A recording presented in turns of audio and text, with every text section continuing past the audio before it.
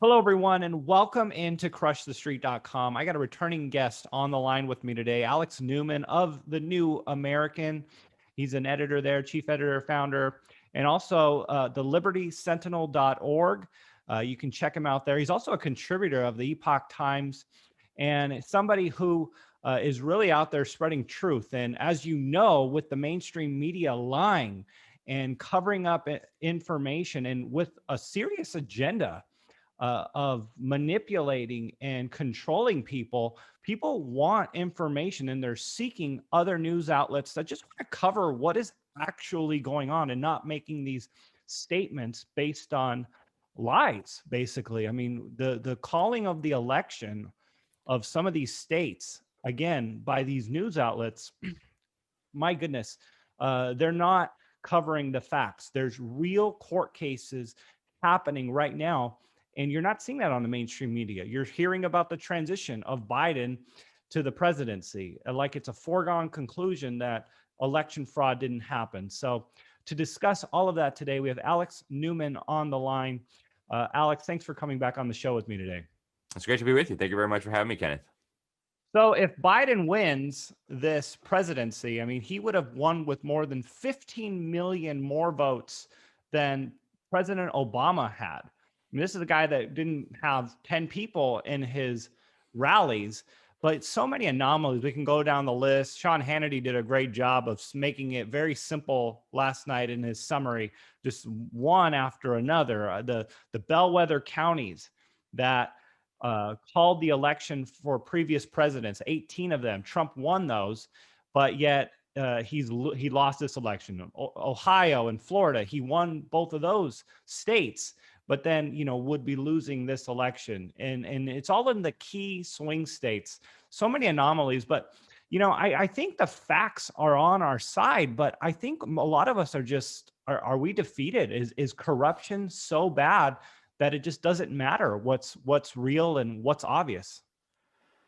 Well, those are all important questions, and I do feel like positive things are happening. It does look terrible from the perspective of watching the establishment media, and I very much include Fox News there. I've considered Fox News to be controlled opposition all along. In fact, probably more dangerous than the regular fake news, because regular people know the regular fake news is fake news, but a lot of people naively trusted Fox News because there was a little bit more truth there than there was on, say, CNN or ABC or the Washington Compost. But I think those media outlets are being discredited. If you look at Fox News's ratings, they are absolutely imploding, even though Google is pushing it, even though Facebook is pushing it, Twitter is pushing it. And yet the outlets that are being censored, outlets like the New American Magazine, which has been covering the fraudulent election from the start. In fact, we've been predicting that exactly what we're seeing now was what was going to happen. And we've been doing that since 1985, predicting what was going to happen correctly. And Facebook is censoring us, Twitter is censoring us, YouTube is censoring us, and yet numbers are through the roof. Same thing with the Epoch Times, same thing with my personal website, libertysentinel.org. Traffic is just exploding despite all the censorship. And that's because there is an enormous number of Americans who are seeking truth. If you even look at the fake media's polling data, it shows that something like half of the nation believes the election was stolen. Now, if we're generous and say they probably used the same methodology that they used to tell us that Hillary Clinton was going to win in a landslide and that Biden was going to absolutely crush Trump, we got to figure we're probably looking at 60, 70, maybe even 80% of Americans, including a lot of liberals, incidentally, realize that this election was rigged. So I don't think it's over. I don't think they're going to be able to get away with this, not in the sense that they're thinking they're not just going to be able to put Biden in there and, have a fake return to normalcy. It's just not going to happen. Yeah. Alex, from what you're seeing, what is the linchpin? I mean, what are the court cases, if any, if you're familiar with some of the specifics that you believe will be able to turn this election around? Because there's obviously a lot of allegations out there, and when you listen to Giuliani, you can't go after some of the small stuff because that wouldn't have a material change. But what are some of the things that you're seeing as to, hey, this is probably what's going to do it?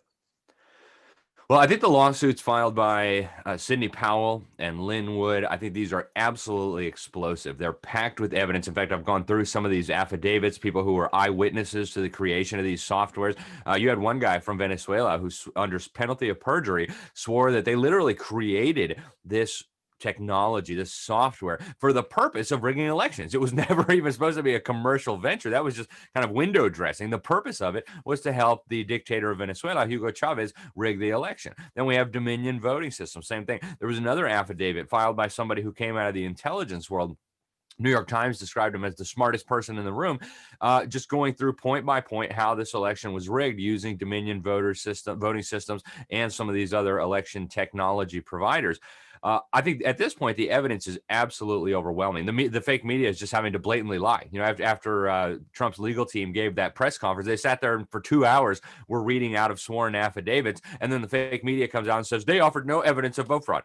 Excuse me, someone needs to consult the dictionary and look up the definition of evidence. And a sworn affidavit is the very essence of evidence. In fact, it's some of the most powerful evidence you can have. Sworn eyewitness testimony under penalty of perjury. The person making those claims, if they're found to be lying, could be thrown in prison. That is gold standard evidence, and it's being filed all over the place. There's also several other routes. A lot of people have been saying, Larry Klayman has been saying, for example, that the courts are too corrupt. They're blackmailing the judges. The judges are part of the deep state.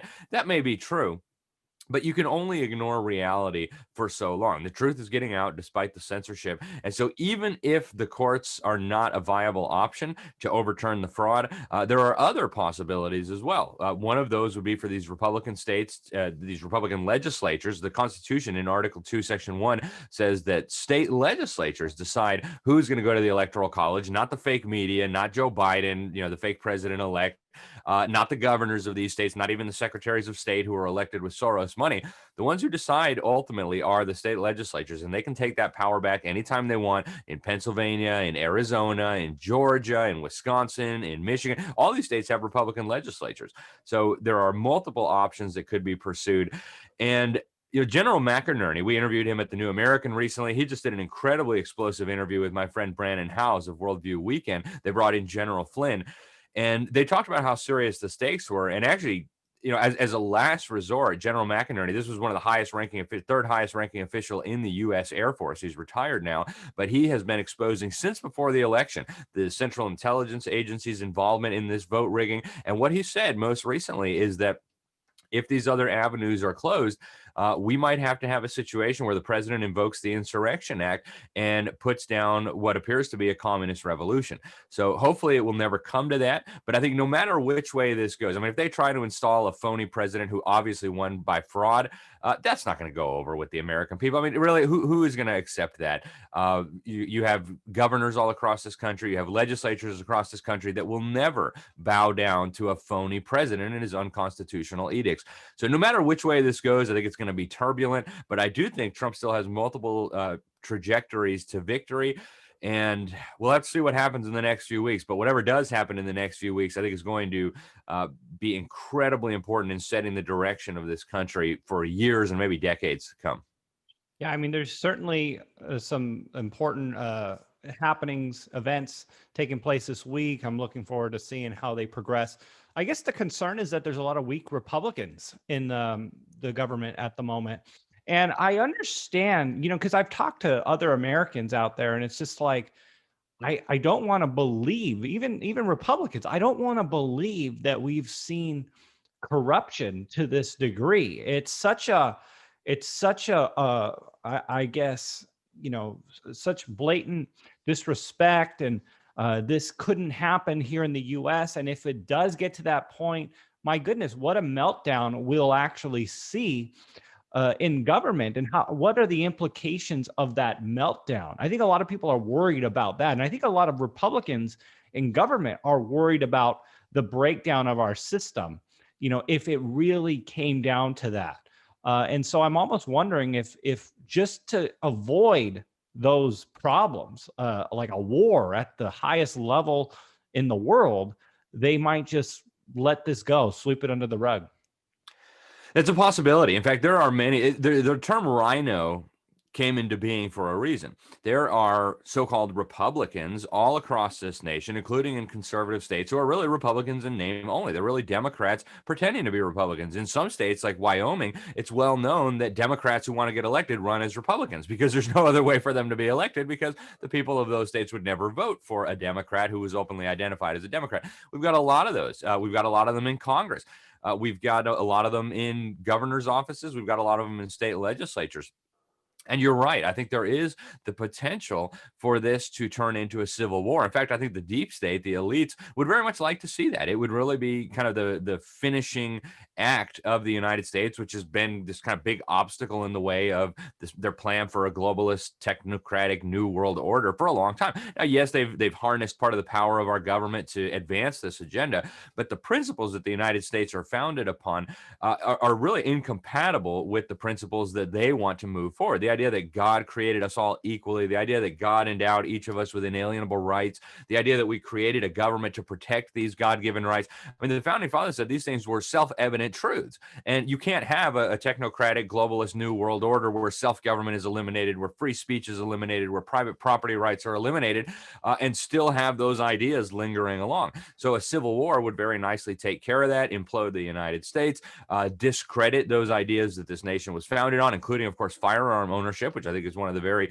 significant obstacles in their path. So that's a real risk. And I do think there are elements of the deep state, if not the whole deep state, that would very much like to see a civil war in the United States. I pray and I hope that it never comes to that. However, we have to be clear that we cannot surrender our nation on a platter to totalitarians because we're not willing to endure the hardships that may come as a result of fighting for our system.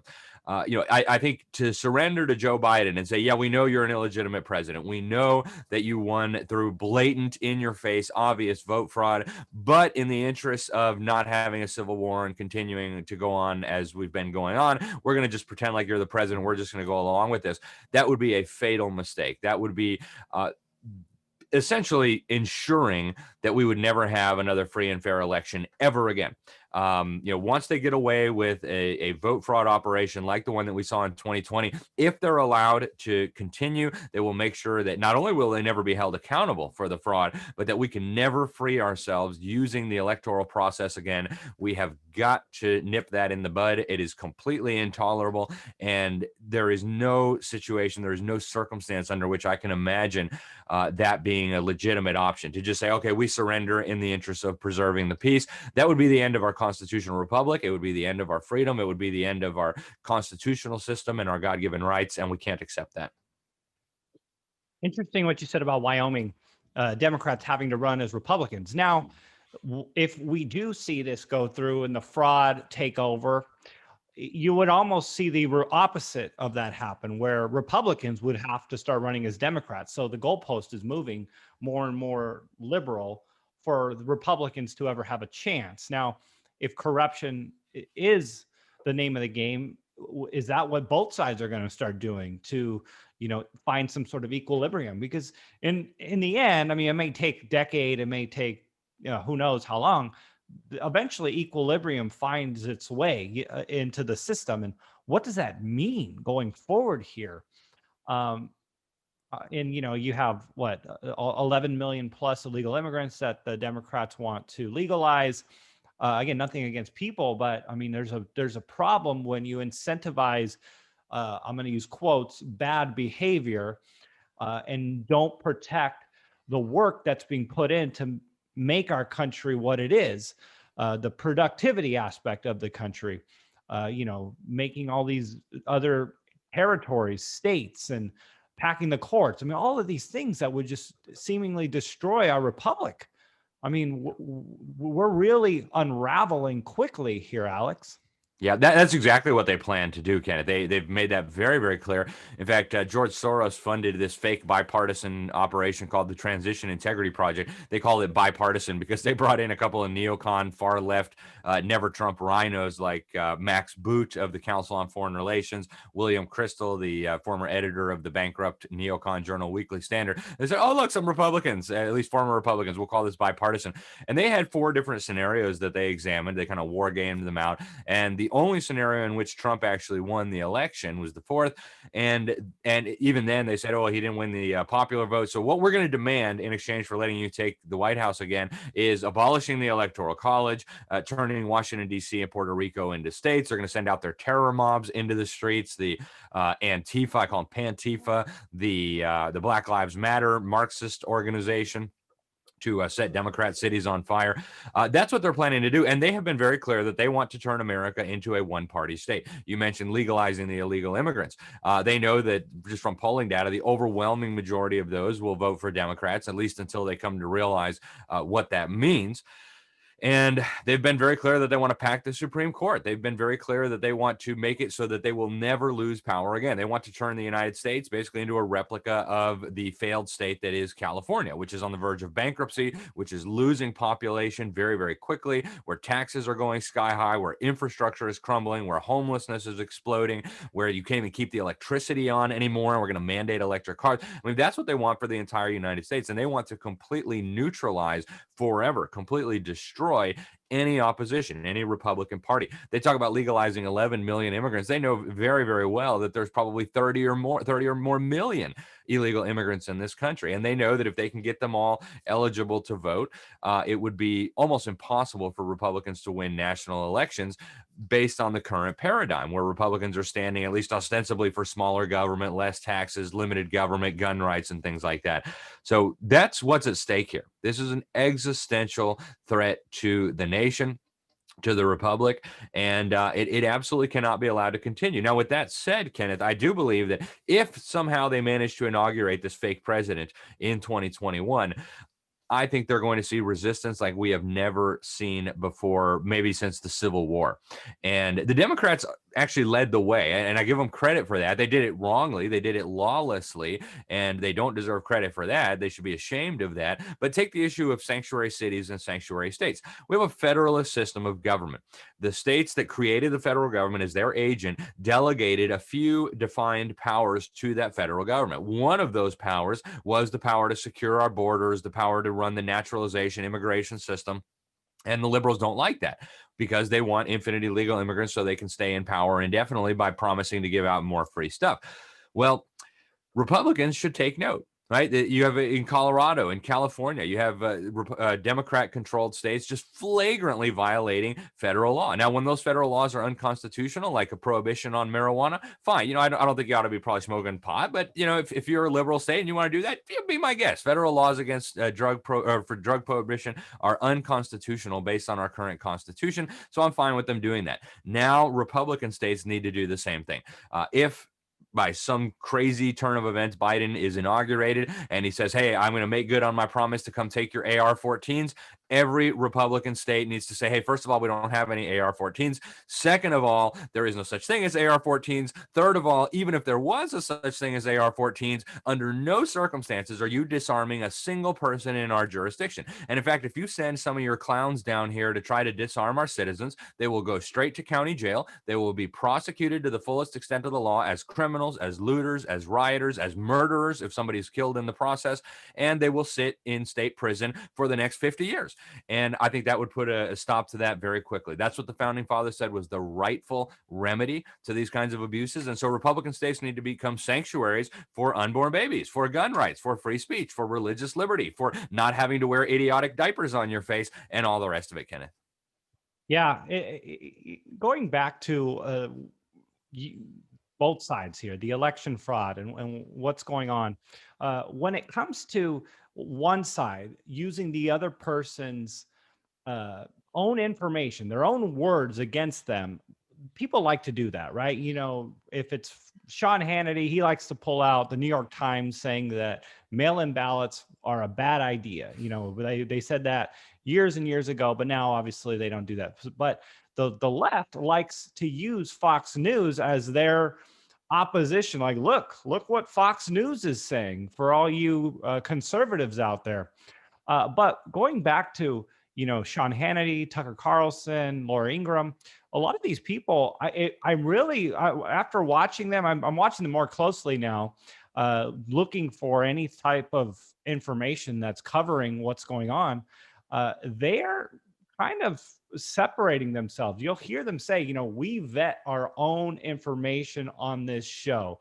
We hope you trust us on this show, without, blatantly disparaging their channel.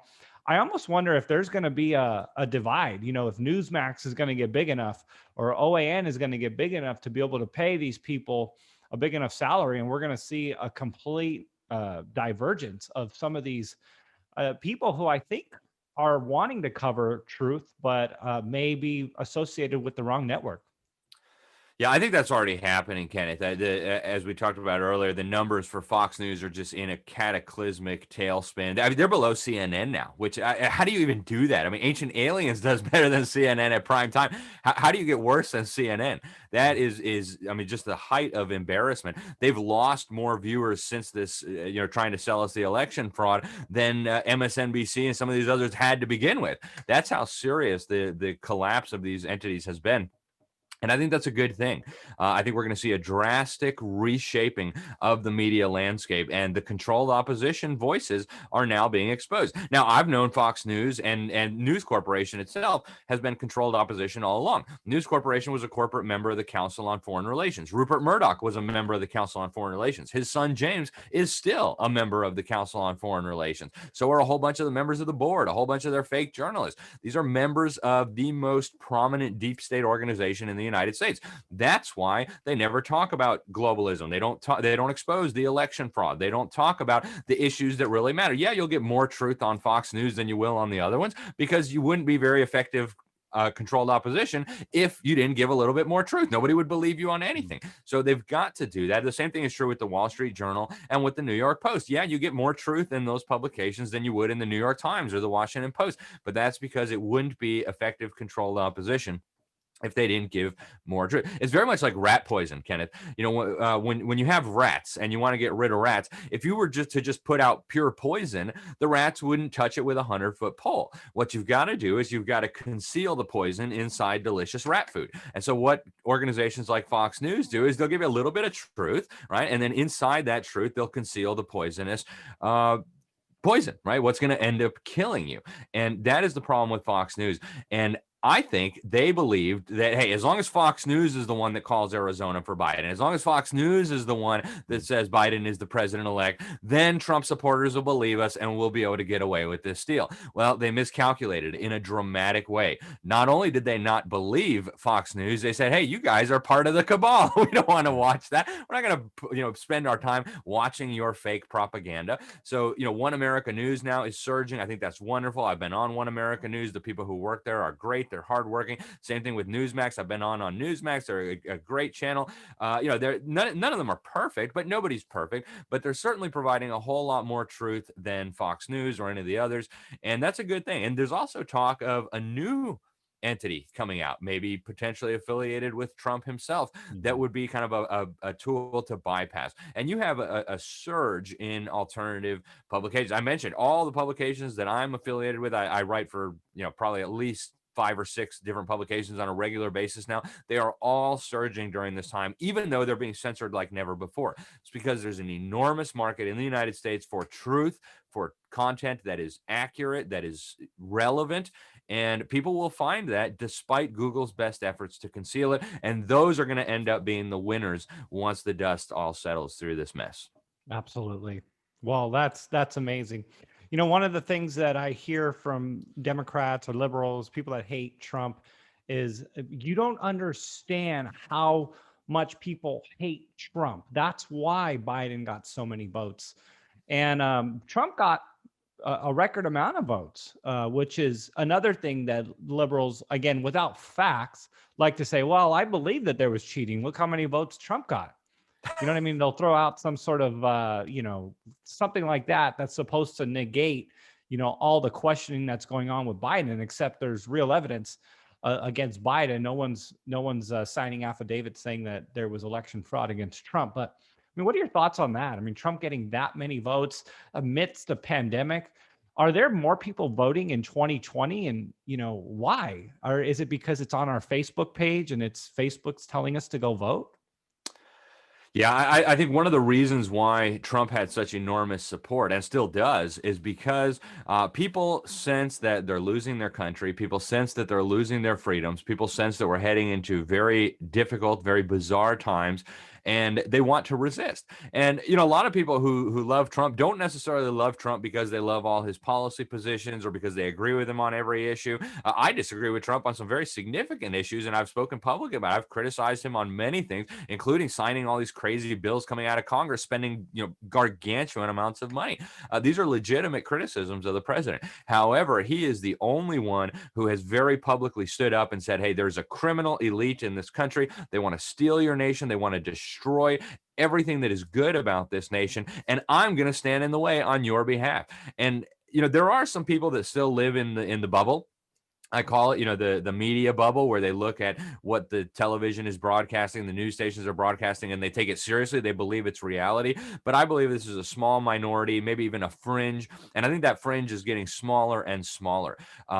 What we saw in the 2016 election was that the more the fake media attacked Donald Trump, the more people gravitated toward Donald Trump. In fact, that was one of the things that convinced me he was the real deal. Because if he was controlled opposition, there would have been a lot of favorable coverage, and they would say, yeah, he's kind of right wing, but at least he's okay. But the unhinged hatred for the president, I think, led a lot of people who are tired of the lunacy to say, hey, he must be legit. He must be the real deal. And I'll look past the differences that I have with the president to support him. I don't believe for a second that Joe Biden got the number of votes that they claimed. And I think it's probably very realistic, as Sidney Powell and others have said, that Trump got millions more votes than he's being given credit for. That means he's gotten more votes than any person ever in American history. I think that is almost certainly what happened. And I think the reason is there's a massive awakening in the United States. People are realizing what's happening. They're realizing they're being deceived, and they want to save their country. Absolutely. Yeah, it'll be a significant moment if we do see Joe Biden and then the legalization of 11 to 30 million illegal immigrants. And my goodness, the reciprocity that those people will feel towards the Democrats for years is going to be a hard uphill battle to fight. And again, it goes down to the policies. I mean, the policies of the Democrats is just full throttle, big government, full throttle on abortion. I mean, what's going on with Colorado and these, the babies that can be killed after it's born? I mean, why does the goalpost keep moving on the abortion issue? Maybe there's an argument to be made that, if it's the baby's 6 weeks old or something like that. But I mean, and obviously there's a moral argument there and spiritual one as well. But I mean, at what point do you just say, hey, this is wrong? And so maybe some closing thoughts there, Alex, as just the direction we're heading as a country and just, what we should be framing our minds towards to fight for this country. Yeah, I think what we're seeing now very clearly, and it's just become blatant in the last 8 or 10 years or so, is that degeneracy has not just taken root in the Democrat Party, it's completely taken over the Democrat Party. They have now chased out, I think, every single last openly pro-life Democrat from their national party. There are no more pro-life Democrats in Congress, as I understand it, because they insisted that you can't be pro-life and a Democrat at the same time. That is evidence to me of a depraved mind, that you have to support murdering babies to be part of this party. And it's not just that. I mean, you take every element of moral truth that people have an innate understanding of, right? We all understand God gave us a conscience. We all understand it's wrong to murder. We all understand it's wrong to steal. We all understand it's wrong to covet and to lie. And those have now become the institutional positions of the Democrat Party, and unfortunately a big swath of the Republican Party. And we see that in the public too. I've been saying for many years now, the public school system is the root of these problems because they're training up and brainwashing children to completely abandon moral principles, to hate their families, to hate God, to hate their own country. Of course, it's all based on lies. It's all based on manipulation, but that's what's happening. And I think the only way we're going to be able to successfully turn this around is by having an awakening in terms of the fact that we're being lied to, but also coming back to proper morality, coming back to an understanding that murder is wrong, stealing is wrong, lying is wrong. These basic moral principles that every person should understand and innately does understand in their heart. They have to suppress the fact that these things are wrong to go out and promote them. So we do need a return to morality. We do need a return to Constitution, to the rule of law, to a proper understanding of the sacred nature of our individual rights, our free speech, our religious liberty. I mean, these are non-negotiable principles. And I think the only way we're going to save this nation long term is dealing with the education crisis. That's why I've made it such a focus of my work. We have got to, starting with parents, you've got to protect your children. And that means in most cases, getting them out of the public school system, put them in a good homeschool, a good private school, a Christian school, whatever you need to do. I think long term, that's what we're going to have to do. But short term, it is critical that we expose this fraud, that we stop the steal. We just put out a cover story in the New American magazine. People can get that at thenewamerican.com. Lots of information there that you can share, action ideas, what you can do to get involved. And I do hope that people will get involved. Now is not the time anymore to sit back and watch television or watch YouTube and think, I'll let them do the heavy lifting. Everybody's got to get involved now. And the stakes are about as high as they could be. I mean, if we lose these battles, we're going to lose our nation. We're going to lose our freedoms. And what are you going to say to your children? What are you going to say to your grandchildren? That you stood around and did nothing? I hope not. I hope you will get involved right now. In fact, I wish you would have gotten involved 5 years ago, but now is better than never. So, please, and I don't say it in a condescending way at all, but we need all hands on deck right now if we're going to save our country and our freedoms. Alex, thank you so much for coming on the show with me today. Appreciate your time and your expertise on this and an update, because again, it's hard to find this sort of information just with your typical Google searches and finding it on Facebook with constant censoring and controlling of the agenda. So again, thank you. Thank you very much for having me, Kenneth. Always a pleasure.